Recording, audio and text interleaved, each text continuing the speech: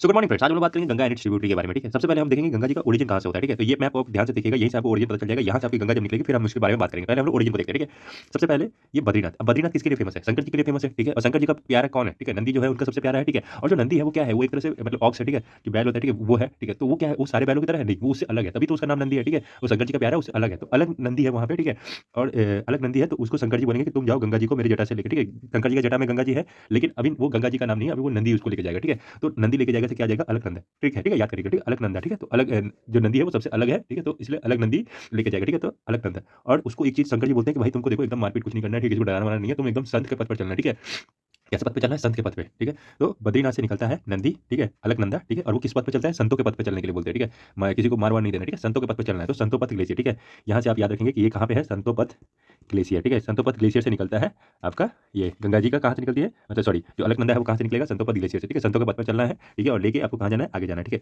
सबसे पहले यहाँ पे जैसे ही वो निकलते हैं बद्रीनाथ से। ठीक है, तो सबसे पहले कौन आता है? विष्णु जी आते हैं। ठीक है, और वो बोलते हैं भाई गंगा जी को ले आओ, थोड़ा मैं धो लूँ यहाँ पे। ठीक है, गंगा जी से थोड़ा मतलब जिसे होता है ना पानी छीट लेते हैं। ठीक है, तो सबसे पहले कौन आएगा? विष्णु जी आएंगे। ठीक है, सबसे पहले विष्णु जी आएंगे और वो बोलेंगे मैं धोलू गंगा जी से, धोलू गंगा जी से आ जाएगा धौली गंगा। ठीक है, तो यहाँ पे आगे कौन मिल रहा है?